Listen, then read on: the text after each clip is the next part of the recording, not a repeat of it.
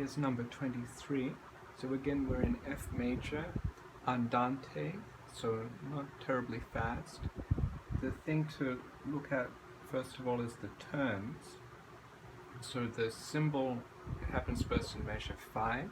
The little ornament has the little squiggle there. We call that a turn. So it means that we're going to play the note above. We're going to go to the main note. We're going to go down below it and then back to the main note. Okay. So if that was written directly above the C, I would actually start from the note above. So I would play. That's if it was written directly above the note. But it's written beside the note. So what we do, we play the note first, and then we play the turn. Notice that each one of these, I don't think there are any exceptions in this one.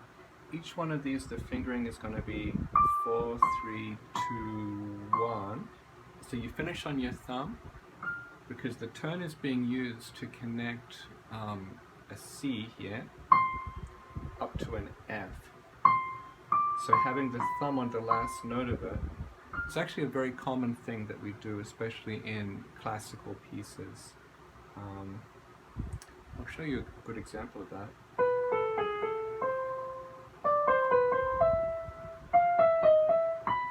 So what's happening in this piece, we have basically a turn on each note of the A minor chord. This is a piece by Mozart. You notice that it's the same fingering that we're doing here. 4, 3, 2, 1 to connect up to here. 4, 3, 2, 1 to connect up to here. 4, 3, 2, 1 to connect up to there. Okay, so that's just a very famous example of the turn where you do have to use this same fingering. The rhythm of the ornament, you can do it in several different ways. So for instance, here's measure 5. I'm going to play it without the turn. It's always a good idea, like whenever you have an ornament, play the notes without it to get the idea of the rhythm. 1 and 2 and 3 and 4 and 1. Notice that I played one measure and I finished on the next strong beat. That's a good idea in practicing.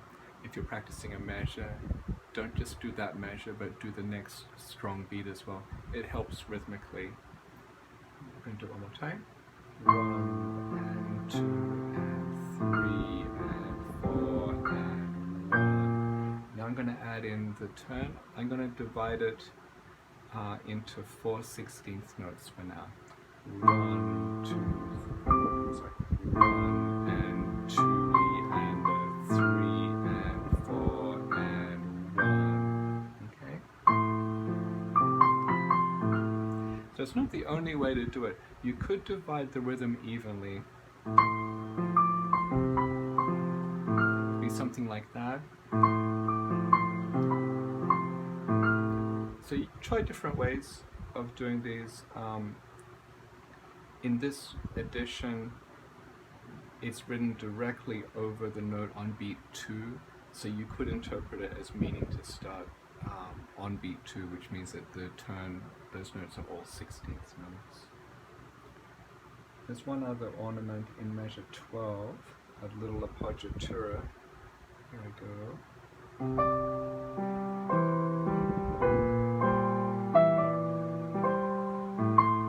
Something like that.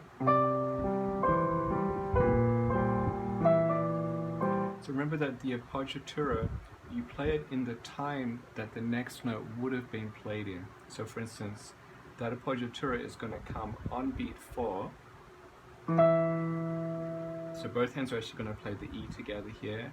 And then comes the D that would have come on beat 4 if there was no appoggiatura there. And this is obviously meant to be played quite fast, this one.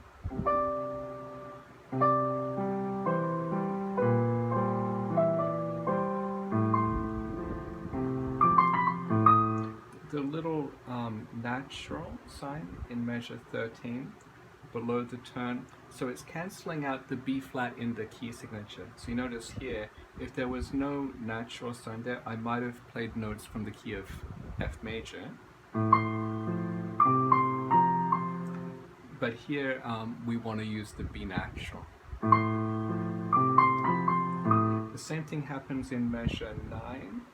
You see the sharp below the tone there. So it's showing you that on the bottom note of the tone, you're not going to do this, but that you're going to use the sharp then. Okay. So I'll try the whole thing through.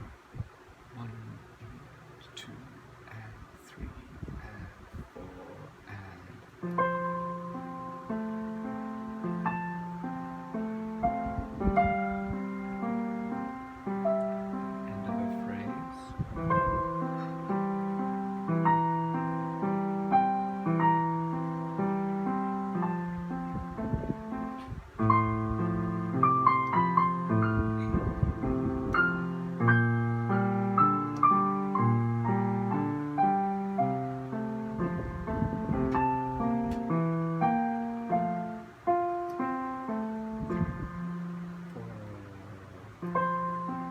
subdivide there.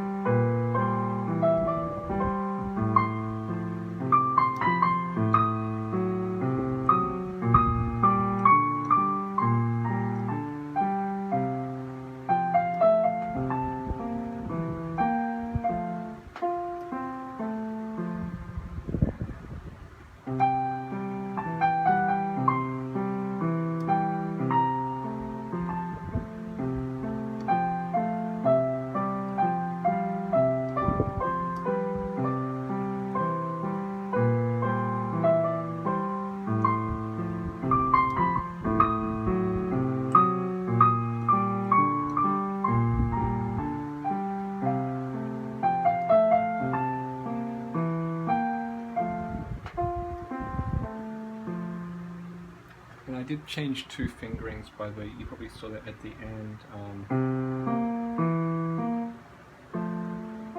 It seems a bit strange to me. So instead of 4/5, I did 3/5, and then the same in measure 8. If you do 2/4, you just have to kind of jump up here, try to stay close to the keys. The other way would be to maybe do 3/5. You can do it either way there.